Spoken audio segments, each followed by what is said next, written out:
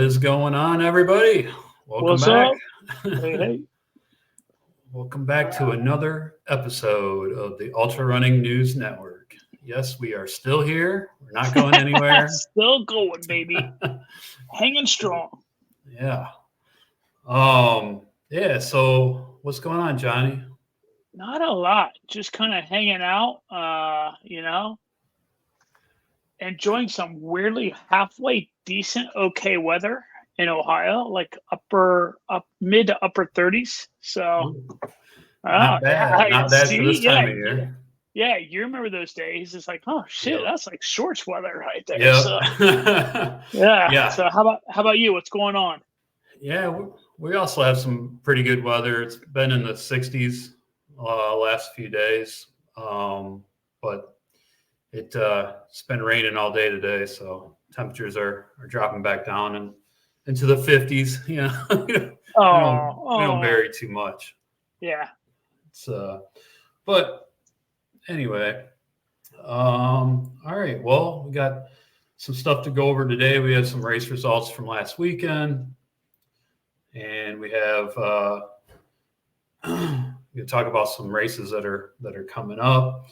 We can go over UltraRunning Magazine's old school Ultra series, and we got a little explanation from the most tenacious data awards winner from Ultra Sign Up, and got an article about Luis Escobar, and he's a famous photographer for Ultra Running, and also some new Ultra Running films are out. One by Jeff Peltier and another one by Billy Yang. So we'll just briefly say what's up with those. And there's also a new webinar series for race director, or not new. I think that started last year, but it is free. So we'll go over that. If any of our race directing friends or aspiring race directing friends are listening, and we'll close the show out with a funny little anecdote. Like, was it last episode we had a chain smoking marathoner dropping a 3:30 marathon chain smoking, but this week we have something a little different but equally as weird. So all right, let's go ahead and get into some race results, and we're going to start off with Mountain Mist. So the Mountain Mist is one of these older school ultra races. It's in Huntsville, Alabama. See what you did there. A little foreshadowing. Yeah. Yeah. I figured it would be a good thing to start off with. Yeah.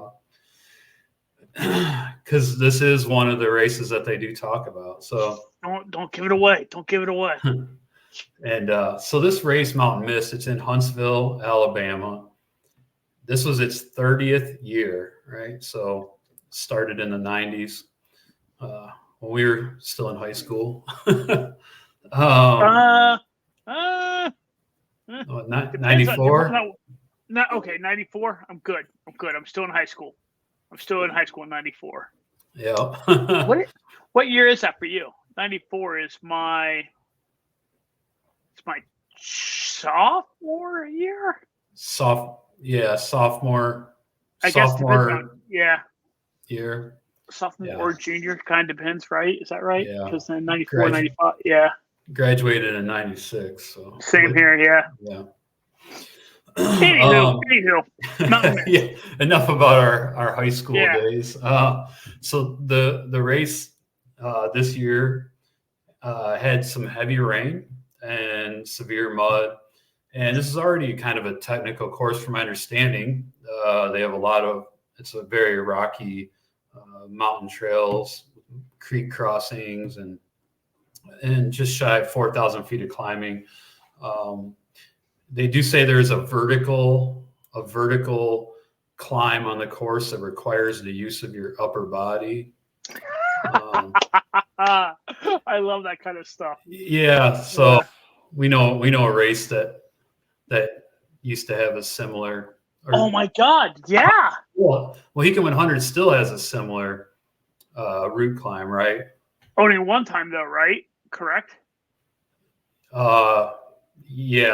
It used to be 2 times through there. Now they might have reduced it to 1. I think they reduced it to 1. I think there's even talk of taking that 1 out because like Yeah. the second time you go through the Enchanted Valley, you are Right. you're pretty spent. Like it is. So Yeah. it is kind of like it's a little wonky. Yeah, but that was always a fun thing to do. It was. I missed it being in the Forget the PR 50K too. That was cool. But yeah, so that's on this course, Mountain Mist. And so to go to the results of the race for this year, first place was one of the writers for UltraRunning magazine, Jeffrey Stern. And he's actually a Bay Area resident and runner. And he finished in 4 hours and 13 minutes. So he took first place. He's from Mill Valley. That's flying. 4:13 on a 50K. That's technical. You know what I mean? Like yeah. No, dude, that is getting it. That is absolutely getting it. Yeah, he's a solid runner. And he actually last year, UltraRunning magazine took over this race that was in the Bay Area for many years. And then the Tamalpa 50K, it's in the fall. And they quit doing the Tamalpa 50K. It was one of these old school races. So UltraRunning magazine decided to start putting it on again. And Jeffrey Stern is the race director for that one. So kind of a cool event. So he seems like a pretty cool guy. And then the first place female at Mountain Mist, which surprising, there's quite a few males ahead of the first place female. Deanna Duane, and she finished in 5 hours and 52 minutes. There was 36 males ahead of her at Mountain Mist. So wait, what was the winning time for the guys? 4:13. Okay, so 4:30. Okay, so like that dude just like that is like a ridiculously fast 50K, and then first place women was 5:52. So like an hour and 40 some odd minutes. Yeah. Quite a difference there. Yeah, but I mean, I think on a day when there seemed to be a lot of mud and rocks, I'm sure the rocks were slippery and just probably technical. So I think that really speaks to how fast the first place dude was. That's blistering. That is flying. Yeah, he's been around for a while too. He's let's see. Oh, he's 36, but I think he's been in ultra running for quite a while. Moving on to the next race. This is one that I have a love-hate relationship with. maybe a hate relationship with. Sean O'Brien, 100K. They also have a 50-mile and a 50K. This race is in Southern California, like in the LA area. It's in like the mountains there and by Malibu. Mm-hmm. And the course, it has some technical spots, but for the most part, it's not really very technical. It does have a lot of climbing, and it can be very hot. So the 100K has over 13,000 feet of climbing. And when I did it, it was very strict cutoffs. And this is an early season 50K. Obviously, it was in January, right? Or 100K, I mean, it's in January. So, and so when I did this race, I had only had I had 2 DNFs prior to that, both in 100 milers. And I got to this race in February of 2020, right before right Oh before yeah, COVID, right before the yeah, world shut down, like a yeah. couple weeks before the world shut down. I didn't really know what to expect because I knew the cutoffs were kind of strict, right? So I had a great start. I was running with Sean and Rom, and then there's this huge climb, and I'll, oops. I love the fact for the folks who are listening to this on the podcast, allow me to highly encourage you to, at some point over the weekend or at some point, just jump on YouTube and just listen. You don't even have to listen to the whole thing. Just drag the cursor to the 10:45 mark. Just you've got to see this top hurdle. This thing is absolutely redunculous. So, yeah, good point. Good point. So the race starts out, it crosses this river right here, like 2 miles in, it was a very fast flowing river, and you had to wait in this long line. Like we waited there forever to cross. It was a pretty dangerous crossing, so you couldn't just like. Some people were like kind of flanking out and I don't know, like trying to kill themselves. But yeah, anyways, that first climb is pretty uneventful, whatever. Then you have this huge downhill, and you get in there. That's at like the 21-mile mark when you get to the bottom of that huge downhill. And then you have this long climb, right, for 11 miles. You go up, up, up, and then you drop, pretty steep drop down, and then you go up, up, up, up. That's a huge climb up to the 50K mark. And in that climb, it got to be hot. And I don't know what happened to me, but I just lost it. Like I was hurting bad. Like Sean and Rom, they were just gone. And I got to the top of that climb, and that's an 11-mile section without water. Yeah. And luckily I had a 3-liter bladder, and I had filled it up, because when I got to the top of that climb, it was hot. They ran out of water at that aid station. Oh. And they did have some ice. So I got some ice, and luckily I had water left because I had a 3-liter bladder that I filled up. Yeah. And so I got ice in there. So I had like ice water, but other people were leaving out of there with nothing. I was like, nothing but maybe some ice, right? But I was hurting and dragging, and I just never came around, and I couldn't snap out of it. And I got to mile 45, the aid station there, and I missed cutoff by like 5 minutes. So I had to drop down to the 50-miler. Mm-hmm. So I did that, and I finished. And the cutoffs were very strict back then. Like, you had to finish the race in 16 hours, 100K with 13,000 plus feet of climbing. Dang! Yeah. Now, all right, but hold on. For our listeners who are not West Coasters, don't lie, Jamie. Don't lie. Those are some buffed out, like, no roots, no rocks, like 2 foot wide, cushy trail to shuffle down. Correct? Well, I mean, well, the first, like, I would say like the first 5 or 6 miles is pretty technical.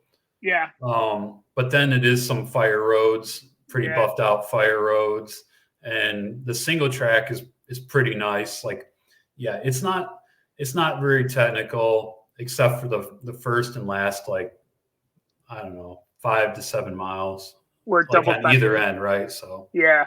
Maybe 12, maybe 15 miles of technical stuff, and then a lot of non-technical stuff.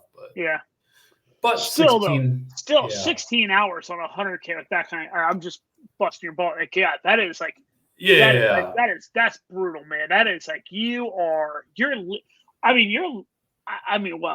I don't know, maybe people better than me are not, but for me, like, I'm leaning into that. Like, that is me leaning in, like redlining all 100K of that, probably, like killing myself to get it. I think the cutoffs are a little more lenient now. I think it's 16 and a half hours for the state's qualifier and 17 and a half hours to finish. They've changed it up, I think, but I do like how if you don't make the cutoff, instead of just like DNFing you, they drop you to the lesser distance. You know what I mean? Like yeah, that's a pretty solid move. I yeah. also like, and again, for those of you who are not on the YouTube channel, no harm, no foul, enjoy the podcast. The other thing that's really funny about this particular race is that after you bomb a big downhill and your quads are nice and tired, there's no rest for the weary. It is right back into climbing. Like a lot of times, like you'll bomb and like at least you can run like a flat area after the downhill. Not this one. Like it's down and like, nah, fam, we're going right back up. It's the only exception that is like back on the back, like kind of late in the race or something after a big downhill. But yeah, dude, this is a brutal race. It's tough. It's really tough. I mean, no doubt about it. And the weather. So it's like it's below freezing when you start, and then it can get up in the 70s, 80s, and like full sun during the day. So because it's in the mountains. You said east. It's in the mountains east of LA, right? It's like it's north. It's north. Yeah, northeast of LA. Yep. Yeah.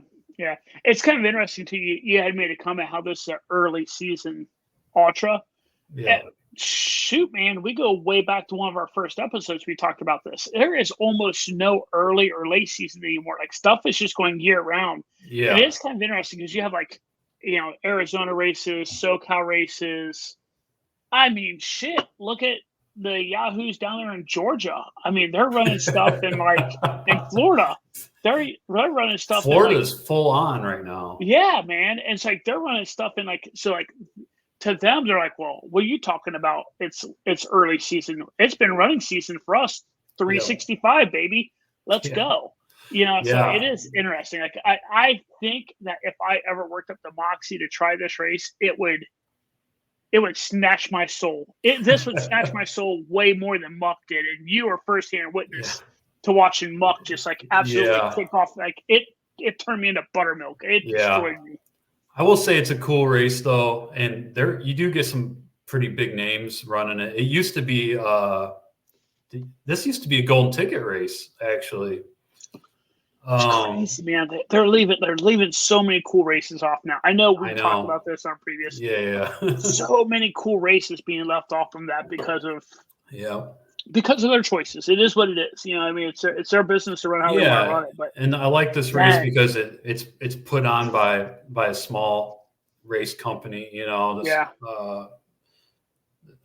a female race director, and it's just. It's a cool race, but so it's so in the morning and at night it's below freezing temperatures. Just the last little story I got to tell about this race. So I was dying. Sean and Ram were going to go ahead of me, and I told them to go. And I'm like, I'm going to finish after you here, so you take the keys to the rental car. Okay. Well, they made the cutoff barely. At mile 50. No. And they continue on to this out and back section for the 100K. Yeah. I get dropped to the 50 miler. Yeah. I go down to the finish. Yeah. So I finish 2 hours before they do, or 2.5 hours. And all I have is a long sleeve tech shirt. And luckily I had some gloves, but that didn't even help. I mean, I was freezing, and there was no warm building or anything to go into. It was just like outside at this park. And I'm sitting there at this picnic table, just shivering violently for no fire drums, no nothing. No fire. They were cooking some food or something. So I was like kind of standing. I would kind of stand by the grill for a little while. Until they told me to move along. Like I stand by the grill, try to get warm. Sir, you're dripping sweat on our food. That is awesome. But anyway, sorry. I thought it was worthy of telling the story. Yeah, heck yeah, it is. I was like, God dang, I should not have given him the keys. No, that is all-time bad luck. Yeah. Okay. So first place at this race, an impressive time of 10 hours. Max Joliffe. And if it gives you any indication of how good that is, Ian Sharman, ultra runner elite Ian Sharman, finished an hour and 24 minutes later in second place. Damn. Yeah.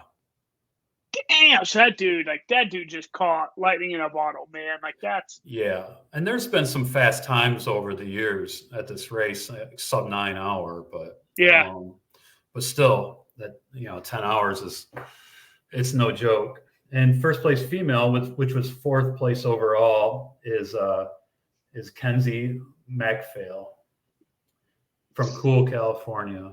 She finished in 11 hours and 59 minutes. Cool is right by Auburn.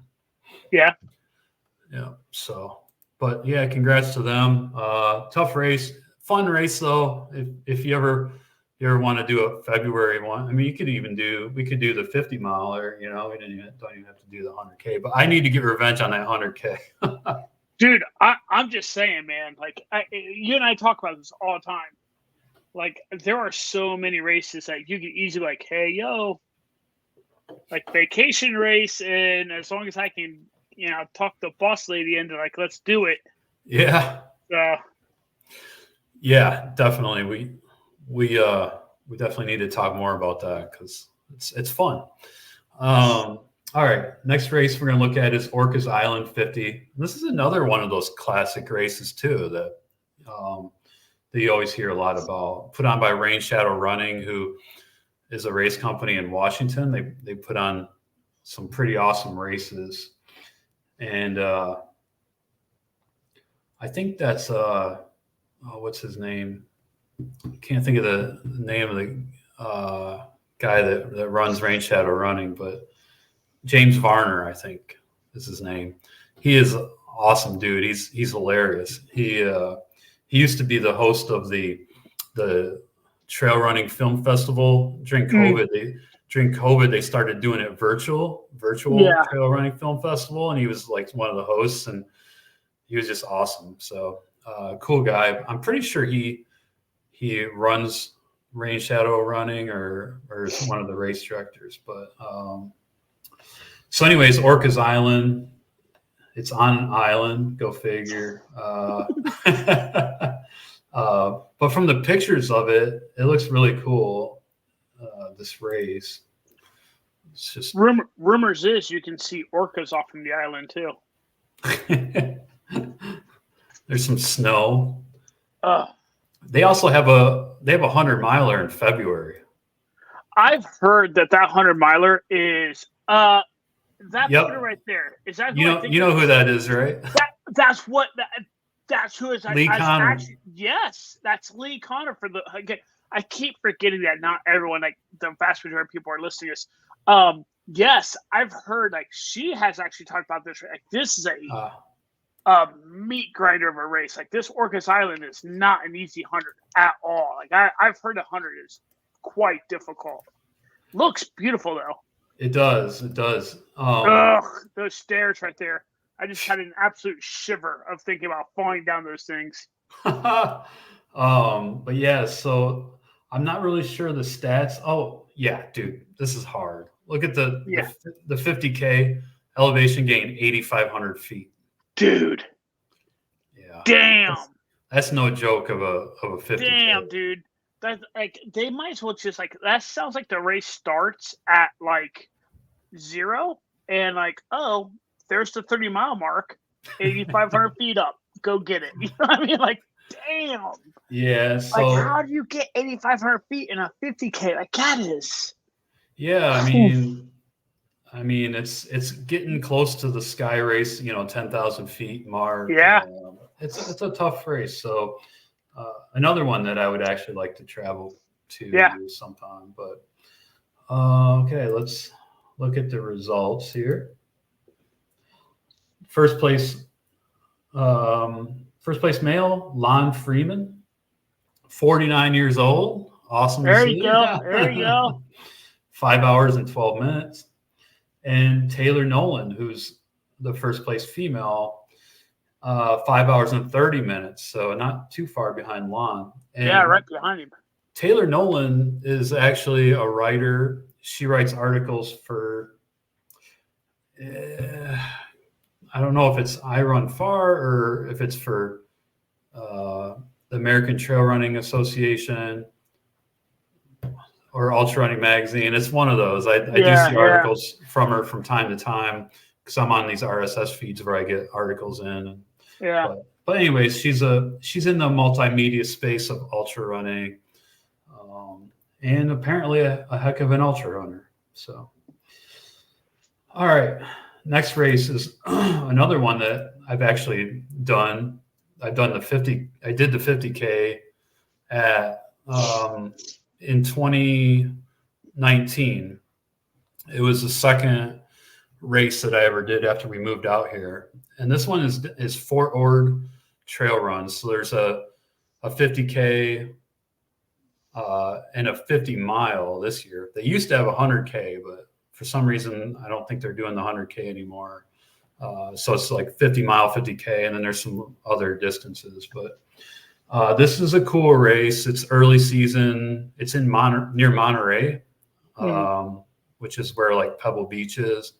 But this is a little bit east of there at an old military base, Fort Ord. And it's this huge area. I mean, it's very expansive, and there's just trails everywhere. It's a pretty cool place to run. I've ran down there a few times. I was down there for work. I went on some runs, and then I ran this race, the 50K. So it's some pretty cool views, and I'm not gonna go through all those pictures, but anyway, you can kind of see the views just from this page, and it's not very technical, and it's not too extremely hilly. I think the 50K has 4,500 feet of climb, and I'm not sure about the 50 miler, but it's not too hilly. It's very rolling terrain, and so just a fun race. And let's see. So this year, like I said, they did the 50 mile. First place was Kevin Stewart from Gilroy, which is the garlic capital of the world. Gilroy. And he had his 50 mile time was 6 hours and 52 minutes. So that's definitely pretty fast. That is definitely fast. First place female, Jenny Jackix, from Monterey in 9 hours and 33 minutes. So just running in her backyard. That's right. That's right. And then for the 50K, Matt Ledoux, first place from Monterey, 4 hours and 41 minutes. And first place female, Emily Flynn from Norfolk. They don't put the state here, so I'm wondering. I'm guessing it's Norfolk, Virginia. I don't know. Like, good on her for going out there. Like she's running flat. Like, it's flat around there. You know what I mean? Like, yep, no doubt. I did a 50K in Virginia near Virginia Beach one time. That was pretty flat. Yeah. Technical though. But anyways, she finished in 5 hours, so actually only 19 minutes after first place. Nice. So yeah, cool race there. Okay.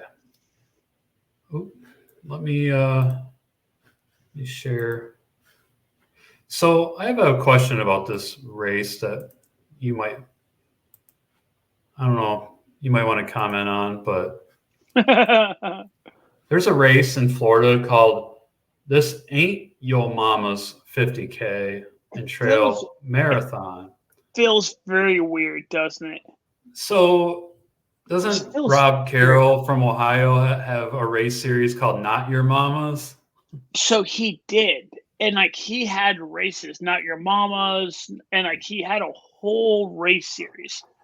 50Ks, 50 milers, 100. I mean, dude, there for a little while, like that 100 miler, Not Your Mama's 100 miler was like F F Mohican. Like, it was the hardest 100-miler in Ohio. Like, it went up and down Sugarloaf multiple times and just snatched people's souls. Yeah. As a matter of fact, one of Rob Carroll's races is the only DNF a mutual friend of ours has in his belt. And he was just like, oh, yeah, this ain't fun. I'm done. He was like, this sucks. And I think he was in second one, or he's like, I don't know if he's in second. He was like, he was doing good. He's like, yeah, F this nonsense. I'm done. RD? Like, that's, RD? Yeah. And it's just like, he's like, this is bullshit. Yeah. So, like, I don't know. I saw this also, and I'm like, dude, no way. And so, listen, there's three things, right? Either A, Rob moved down there. B, these folks just like straight snatch this dude's stuff. Or C, sheer coincidence, right? Like, oops, happenstance. Like, they thought it was a clever name also. But, like, it is very, very similar, like, name. Like, it's the same name. It's the same. Now, also knowing Rob Carroll, a little bit, this is not his tone. You know what I mean? Like, yeah, like, this isn't really his style. Like the sombrero and all this kind of stuff, and the chili pepper. That's not really his jam. Yeah. So I don't know. I'm guessing this is not. I think it's related to his. It is super coincidental. I just want to re-echo some of his races were, honest to God, some of the hardest races in Ohio. Like, I've heard that. Dude, his races were sadistic. What's funny is he actually came back and, it's not much more than 4 years ago. It couldn't have been. I can't remember if it's right before COVID or right after COVID. He did a race around, like, is it called Hargis Lake or something like that? There's like this itty bitty lake down around Circleville. And he did a race that was essentially around that. And even it was like, this is stupid. It was just like, it's like mind. Like it was just like the mentalness of like going around this lake. Wow. So yeah, like anyways, this is a very interesting one. Yeah. The name caught my eye, and I know that Rob Carroll had a couple of those races. But let's see, first place overall at this Ain't Your Mama's 50K and Trail Marathon, Violetta Yazlovskaya. First place overall, first place female, 4 hours and 20 minutes. First place male, Carlos Canelones, 4 hours and 38 minutes. So I just want to go back. Like, I'm really stuck on this now, though. Like, these guys are like, this ain't your mama's 50K. 39 finishers. Yeah. Like, why is this not my mama's 50K? Like, why not? Yeah. I can go back. Because I can sure shit tell you why Rob's wasn't. It's because it would have broke your mom. It would have shattered your mom's hip. Like, all of his stuff was crazy. Yeah, exactly. So, don't take yourself so seriously.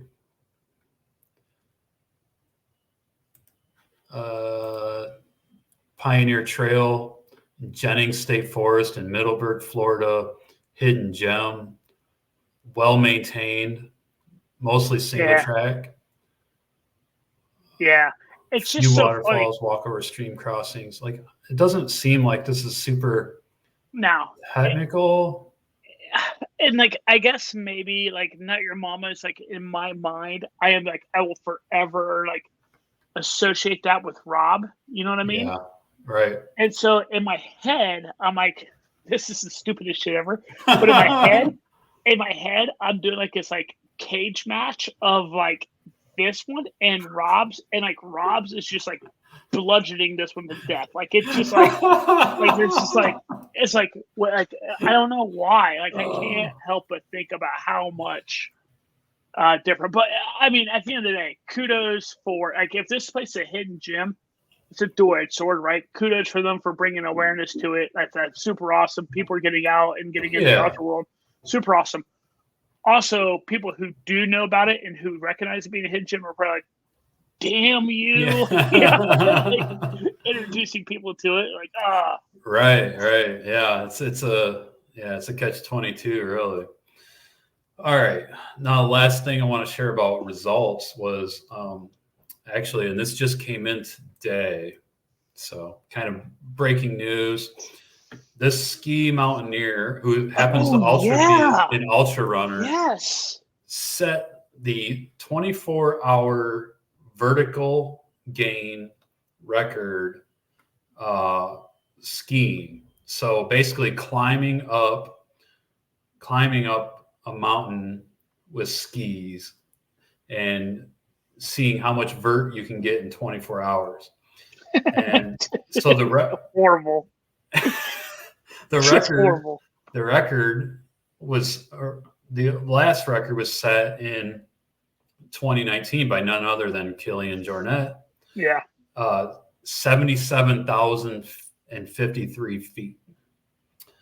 Okay. So at some point in January, just recently, Jacob Herman skied uphill to the top of a run at Radstadt, his home ski resort in Austria, for the 34th consecutive time in 24 hours. In doing so, Herman had climbed a total of 79,534 vertical feet, setting the new record. So pretty much 80,000 feet of climbing in 24 hours. Like, what? How? Brutal. On skis. Like, I get it. Like, not running. I get it. We hear you. But still, yo, like, what are we talking about? It's got to be harder than running because you got skis on. It's insane. I don't even know. Like, I don't know how that's possible. Yeah. But he did it. 2.74 Mount Everest in 24 hours. So, yeah. That's it right there. He went up Mount Everest from sea level. He went up Mount Everest 2 3/4 times in 24 hours. Yeah. Like, that is a hard thing to wrap your head around, period. Yeah. But, like, that is absolutely bonkers. Without a doubt. So, yeah, congrats to him, I guess. I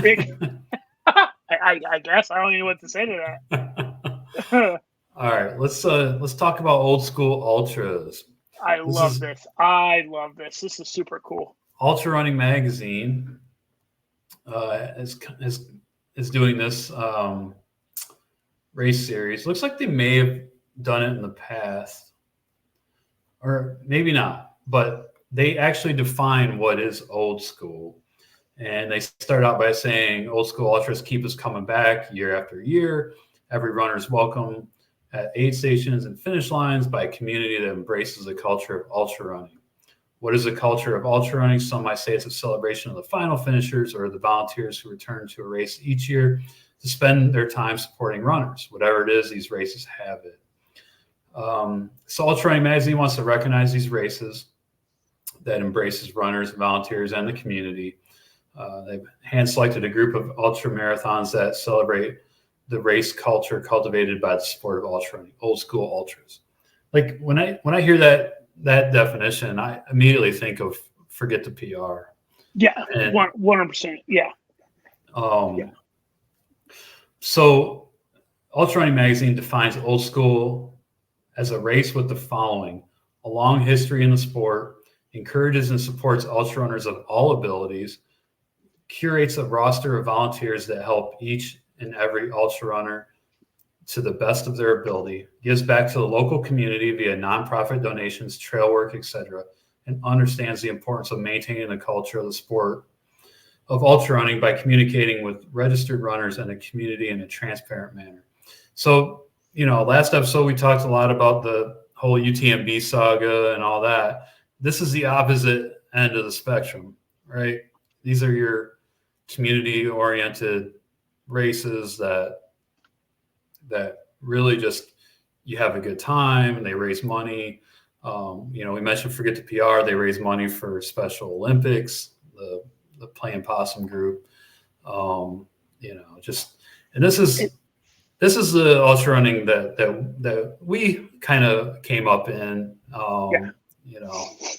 It's the reason most of us do ultra running, right? Mm-hmm. Like I feel like this is the reason most people who do ultras, this is the reason why. Like this is what you're like, yep, this is it. And like I'm scrolling through this list, and I'm like, I want to do it. I want to do it. Yeah. I want to do it. I want to do it. Like I'm up to 1, 2, 3, 4, 5, 6, 7, 8. 8 of them I want to do. One of them I have a DNS on. One of them I was actually signed up for. I had to take a DNS on because of injury. So I was actually signed up to do Strolling Gym one year. Oh yeah. Yeah. I started to do Strolling Gym one year, and like just had some issues I had to kind of fight through. But that's a road race. Well, I was getting ready for Old Dominion. I was trying for Old Dominion, perfect, and I'm like, yeah. well, yeah, this is perfect. I can tell you, there's only one race on here that I'm like a hard no on. There's only one I'm a hard no on, and it's not. I think I know which one. Yeah, I mean, like we've talked about it. Like, there's only one I'm a very, very hard no on. Everything else, though, and what's cool is like a couple of them are in your backyard. Yeah. You know what I mean? Like, I don't know, what is it? Miwok? Miwok is in your back. That's right in your backyard. Headlands. Yep. This is the Tamalpa 50K that I was just talking about. That Ultra Running magazine took it over. Yeah. That Jeffrey Stern is the race director. That's it. That's the one. And like, I don't know. Like, I've probably ran some of both those trails already with you. So both of those, and like JFK 50, I mean, that'd be super dope just to say, like, that's the oldest 50, or I'm sorry, that's the oldest ultra in the U.S., I believe. It'd be cool to see that, you know what I mean? Like, that draws a lot of big names every year. Big names, yeah. So Hurt 100 is the race that Johnny is not. It's just hard no on. That thing is just like, listen, man, between roots and humidity, it's just a hard no. But what's funny is like, earlier we were talking about the winning time and like how fast the guy was that ran Mountain Mist, which is one of the races on this race, on this list of old school races. Yeah. But now that I hear like, oh yeah, it's super, super hilly and like you gotta like climb up shit like a ladder, I'm like, do I want to run that? You know, like, well, I like me some trail stuff, but I don't know, like, there's a level of it. Pete Griggs loves that kind of shit. Pete Griggs loves that kind of stuff. So yeah, Pete. He's a beast. He's a beast. I mean, he's like our age, right, Pete? He's older. So he's like older. He's showing us up. I'm like, yeah, in my old age, I don't like the super technical stuff, but he's like, bring it on. I mean, so I really wish it was down in Cincinnati. Feral Hog, I believe, was the race that he used to do every year. Like, it was his race. Like, he did it every single year. He went down and did it year in and year out. And the race director who ran it, from what Pete tells me, she was just phenomenal. She was super cool. And that race has kind of fallen to the wayside. I think she moved or something like that. But every single year, Pete was like, dude, this race, he's like, there is just like miles of stretch that are just like ankle deep mud. That is just ridiculous. So yeah, don't ever let him fool you. I mean, old Quiet Pete just also did a race down around Mount Mitchell over the weekend. Yeah, so I mean, like, he's out there doing studly shit. He just he likes that technical stuff. And he is training for something super extreme that we will talk about. We will get there in future episodes. That's quite a tease, folks. Yeah. To be announced and talked about at a later date. So this list, we've touched on a lot of them. Hurt 100's on the list. Mountain Mist we've talked about. Chuck Nut 50K, Chuck and Nut, is in Bellingham, Washington. And this is, I believe, put on by Rain Shadow. Is it? Maybe not. Pacific. Yeah, Pacific Multi-Sports. Okay, yeah, Pacific Multi-Sports. But anyways, that is one that you hear about all the time, Chuck and Nut. Diaz Vista in British Columbia. I'm not really familiar with that one. Yeah. But I didn't hear that one. But I will say this, though. The races I do know about in British Columbia are tough. Sterling Jim 40, we talked about that one. It's a road race in Tennessee, started by Laz. I don't think I don't know if he still does or not. Yeah. I think he might still be involved somehow, but I'm sure. Yeah. But somebody else, I think, is the race director. And then Miwok 100K, you're right. That is in my backyard here, and you have been on some of those trails already. And that's a pretty strict cutoff, though. I think 15 and a half hours, I think, for 100K. and in your backyard, like, oh, man. I think, 11,000 feet of climb, I think. So, I mean, I'm going to say something uber stupid. That's only 1,000 more than what Muck was. So, I mean, yeah. Hey, There's that. So, the Marin trails are generally kind of faster, I guess, because you get some nice downhills, but I don't know. Cascade Crest, that's why I crewed ROM at Cascade Crest in 2021. Yeah, 2021. That's a tough race. That's a really tough race. It's a hard rock qualifier, but it's been around for a while. It's traditionally a loop course, but they've had to do some changes in the last couple of years because of fires and things like that. So Tamalpa Headlands 50K, we talked about that one already. That's the one that's over here in Marin. JFK 50, super old school, like Johnny said, America's oldest ultra marathon. That's late season 50 miler.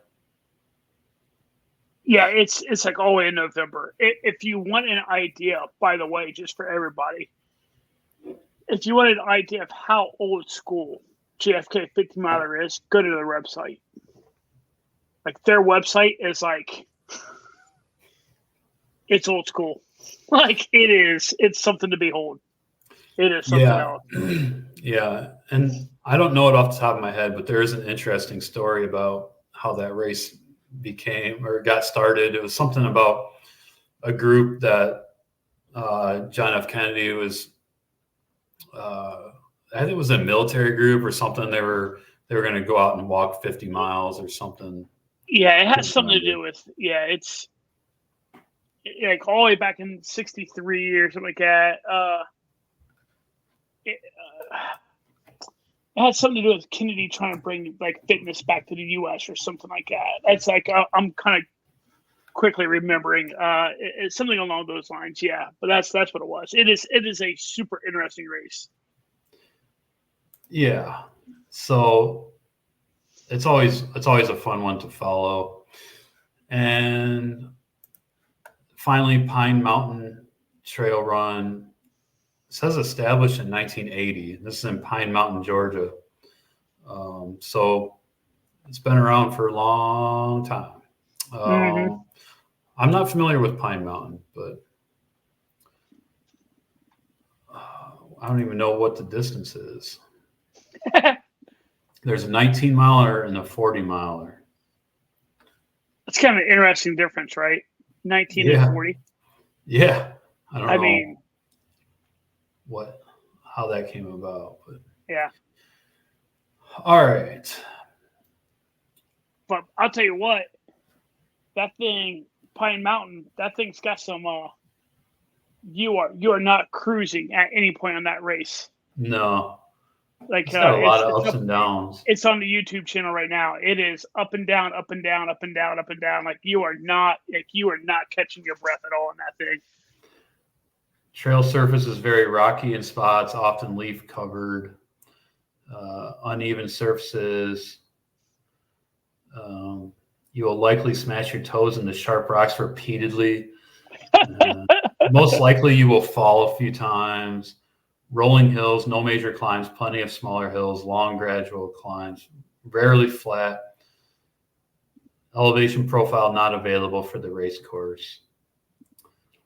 Yeah, okay. So cool. All right. I think we're going to move on. Oh, so I want to start, maybe since we're starting to get into the season more and more, just start kind of saying what races are going to come up this coming weekend. And for everybody listening, UltraRunning Magazine's website is a treasure trove of ultra information for races. They have the best race calendar out there, where you can search by map, you can limit your search to month and area and miles for races. You can do past events and future, and current event. It is incredible. So if you're ever looking for an ultra in your area and you want to know what's available out there, I highly recommend going to the calendar on UltraRunning Magazine's website. It's phenomenal. But races we have coming up: White Rock in Arkansas, URM in North Carolina. I've heard of that one before. Seems to be pretty famous. That's a 40-miler. And then Rocky Raccoon, another very well-known race in Texas, the 100K and 100 milers this weekend. Golden Gate, which is in the Headlands right over here in my backyard. The winter version of that is 50K. So it starts and ends in Rodeo Beach.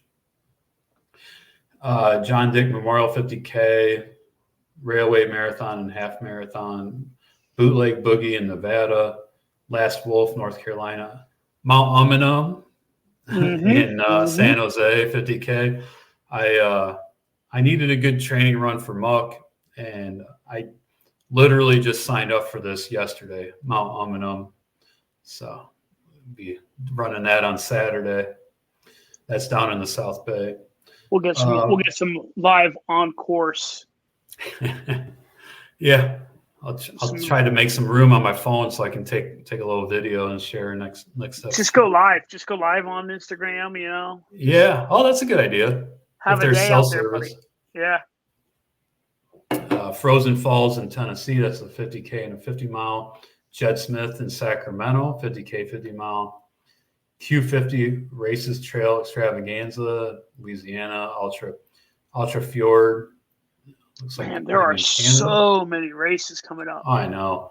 It's crazy to see Louisville. Like, there's a Louisville race right there. Yes. And this race has been going on for a while. Loving the Hills. Yeah. I remember having my eye on that back when I was first getting into ultras. Yeah. It's in February. Looks like from the picture there's some snow there. Yeah. But Louisville is a cool area, hilly. It's a cool little town. Yeah. Jessica has some relatives there, and we've been there a few times to visit. So, and then there's some races on Sunday. Devil's Shadow 50K in New York, Fremont, California, which is in the Bay Area, Giro di Fremont, and one up in Whitehorse, Yukon Territory, a 300-mile and a 430-mile. That I looked it up. It goes on like this dog sled race course. And Donna 110 ultra marathon, 110 miles in Florida, of course, this time of year. Yeah. And Rut Rogue 50K in South Carolina. So these races are all coming up this weekend. We'll go over the results of some of them on the next episode. I'm kind of curious who's all running it, if we got any listeners running any of those. So yeah, if you're running it, if you listen to this, tomorrow, Thursday or Saturday, Sunday, or going into the race, if you're running it of them, hit us up. Let us know how you did. send some pictures or whatever. Yeah, let us know if also if you're doing a race that we didn't mention, that maybe that wasn't in here. So, all right. So we reached out to Eric Durrett, just fascinating. The Data Awards winner for most tenacious from Ultra Sign Up that we had talked about in the last episode. Yeah, most tenacious, aka most DNFs. Like it was just a fascinating kind of thing for me. So yeah, like Jamie said, reached out to him. Kind of, I was generally curious. Like hey, like were these DNFs kind of on purpose? Like were they part of a training plan? Like did you kind of know that you're like this is a goal? And the reality of the matter was, he's like, no, he's like, it's like none of them were on purpose. He's like, I enjoy ultra running for like the challenge of it. He's like, I signed up for, and he's not wrong, right? Like if you look at his races on Ultra Sign Up, like the dude is toeing the line at some like gnarly races, and he's finished, a fair amount of them also. So it was really cool. We had a little chit chat back and forth on Instagram. Really kind of interesting, just kind of hearing his side of the story and not his side of the story, but I kind of hearing what was going on, all that kind of stuff. But yeah, really cool. Like just, he's like, no, he's like, I'm human, so like you go out there and hot or humid or like whatever, like just that day, kind of comes up. We lost you, Johnny. All right. So while we're waiting for Johnny to pop back in, there you are. Yeah. I lost you for a minute. All right. So yeah, we just wanted to tell Eric's story and set the record straight. So yeah, it was cool. It was really cool. All right. One article I read recently that I kind of wanted to just talk about that's out there is about Luis Escobar. And Luis is he's a staple in the ultra running communities. He does pictures at Western States. He was featured in the book Born to Run. He was the one that actually was down in the Copper Canyons the year that the book, those guys went down to do the race from the book Born to Run. And he captured this iconic picture of Scott Jurek and Arnolfo, the Tarahumara, running shoulder to shoulder. So yeah, pretty legendary picture. But it's a really interesting article. It's in the American Trail Running Association. I'll put a link to it in the show notes, but it's worth a read. It talks about why trail race media needs more cooperation, because there's so much, there's a lot of media involved now, and they need more coordination. And there's different types of people taking pictures, and different needs, and so it's a really interesting article, and it kind of talks about Luis. He's really a staple in the sport. So I would encourage everybody to go check this out.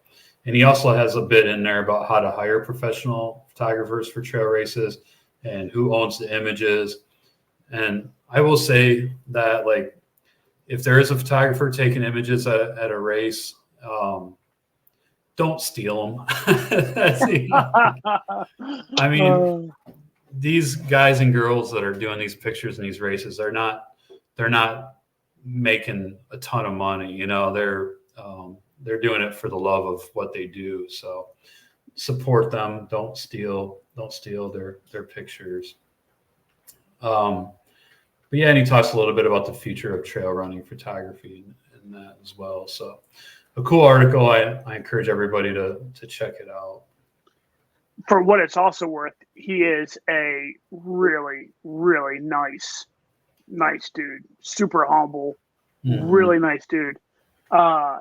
There's no way on God's green earth, zero chance negative a billion% chance he even knew about this. Like there's no way he knew.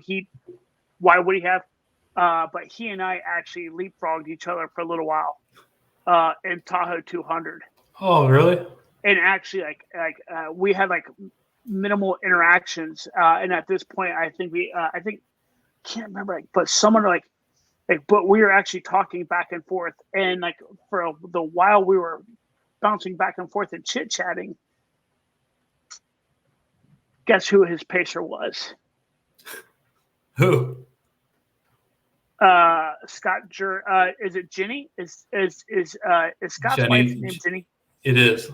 Jenny Jerk was his pacer. No way. While we're bouncing back and forth. And this is super cool. The folks who are crewing and pacing me, Mark Carroll and oh Shizu. I just drew a blank on. Anywho, oh my God, one of my best friends, his name is just drew a blank on me. Huh? No. Chad? Oh, Chad was in the hospital. Well, Chad was for a little while. Was with me until he tried to go visit Jesus. I'm trying to think who else was with you. Oh my God! Like I am. Like this is so frustrating. Anywho, they were actually talking. They were actually talking with Scott at aid stations. No way. Yeah, and that's cool. My alternating back and forth with Luis ended when Scott became his pacer. And Scott's like, yeah, we're done with this nice stuff, and like hammered him, and like they like holy crap exponentially picked up the pace and finished. So, but anywho, all that extraordinarily nice guy. Now, he was also really in a hurt locker when we were running one another. So I'm sure it helped me. Keith Flint. Flint. Okay. Good God, that's embarrassing. I couldn't think. I'm getting old, man. Forgive him, Keith. Forgive him if you're listening. If for no other reason to read this article, to care about, on top of him being an extremely talented person, he is unbelievably nice, unbelievably kind, super humble, great artist. Give it a read. Check it out. It's super cool. Yeah, that's an awesome story. I didn't hear that before. So. Yeah. Cool. Thanks for sharing. Yeah. All right. And for those of you that are UltraRunning YouTube video aficionados or fans like myself, there are a few new videos that were just recently released. One is by Jeff Peltier, who is from the Vancouver, Canada area, and he's maybe my favorite UltraRunning, trail running videographer. He documents these races really well. So if you ever wonder what it's like to run UTMB or Tour de France or any of these races that are just very hard or far-fetched to kind of think about doing, if you ever want to wonder what it's like and get good footage from out on the course, I highly encourage you to watch his videos. But he just released his full-length video, an hour and 13-minute video on the Bob Graham round when he did it this last summer. So definitely Bob Graham round is very intriguing to me. And you can just see by this shot how cool it looks. But yeah, so he released that video this week. And then we have Bill Yang released a video documenting a six-day trip around Mount Blanc. So another good one to check out. And full disclosure, I haven't watched either one of these yet, but something suck. Don't come for us. Yeah, I'm hoping to have a lazy day on Sunday maybe and watch these while I'm recovering from Mount Umanum. Great name. It's a unique place. Second to last thing I want to talk about is this. I came across this on the American Trail Running Association's website. They're actually, for any of our friends out there or any of our listeners or viewers who are race directors or maybe aspiring race directors, there is a free webinar series being put on American Trail Running Association is partnering, the partner U.S. Trail Running Conference. The U.S. Trail Running Conference organizers are announcing that the webinar series is returning in 2024. So they had it in 2023. This is free, and it runs from February through September with 9 sessions. It's a race directing masterclass. So I am sure they're going to have great guests. Alex Ross is the first guest. He's the director of digital marketing for the Denver Colfax Marathon. 20 years of experience marketing everything from events to product launches over the past 8 years.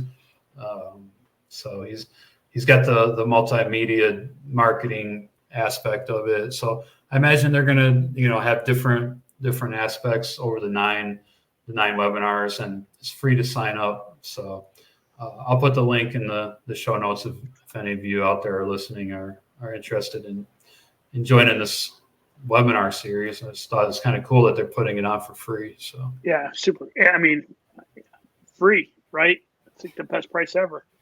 Yeah, no doubt. And finally, today we're going to leave you with an incredible feat.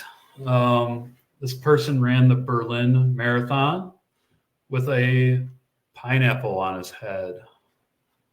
All right. So here he is. How does one even do that? Look at him balancing that pineapple on his head. I mean, the form is pretty impressive, right? Like chin off your chest. You know what I mean? Like chin off your chest, head up, eyes looking forward, right? Like, hips and everything going underneath your shoulders. Like the form is phenomenal. I mean, like I'd be willing to bet the dude never has injuries.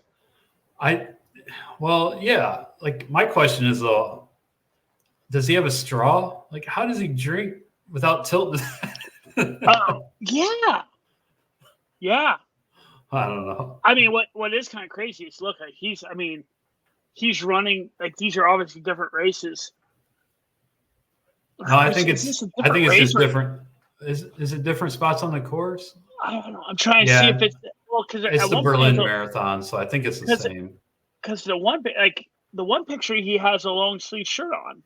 Oh. So how do we take the long sleeve shirt off? Oh yeah. There, right there. You're right. Right?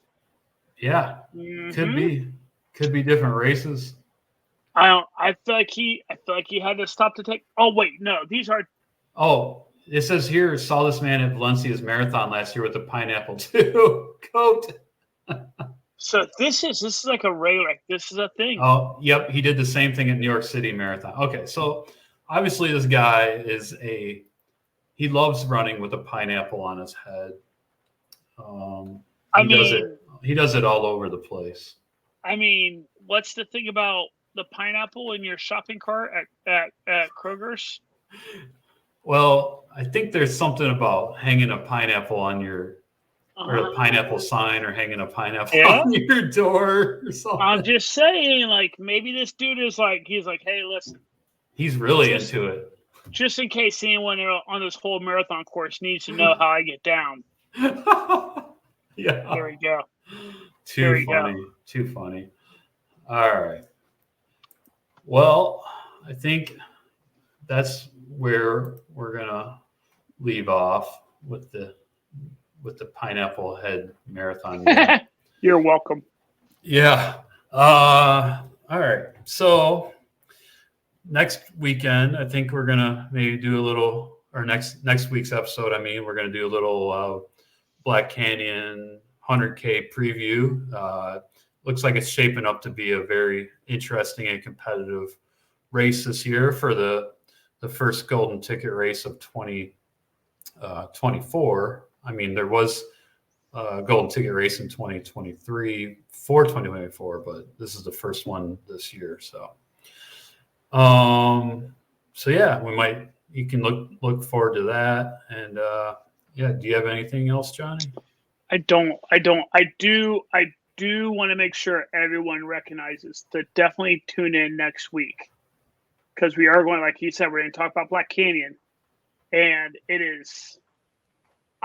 Listen, I have been in ultra running for a really long time. I will fully admit I'm not usually one to like watch races and like really like, oh, like wow, follow along. I will for Western States or or something like that. But this year's Black Canyon, it's gonna be a must watch. Like we're going to talk about some things and we might be making some predictions. So it is one to tune into, check out. It's going to be a good one, and we're going to call some shots. Yeah, looking forward to it, and I'm also looking forward to following the live stream. So yeah. Yeah. With all that being said, if you are happening to tune in, make sure that give us a like if you enjoy it. If you're still here at this point, I I would hope you are enjoying it. But, you're just a masochist. If you're listening on a podcast platform, please give us a rating. Unless you're going to give us a bad rating, then don't rate us. Just keep going. Just keep scrolling. Yeah. But yeah, like, subscribe, rate us, leave some comments. I'm going to even put our email address into the show notes. So if you want to email us with anything that you'd want us to talk about or some changes maybe that you would like to see in the show or anything like that, we're definitely open to suggestions. We want it to be a community-based show. So let us know what your feedback is. So cool. All right. Awesome. Well, all right. Till next time. And see y'all later. Yeah, I'll go ahead and take us out.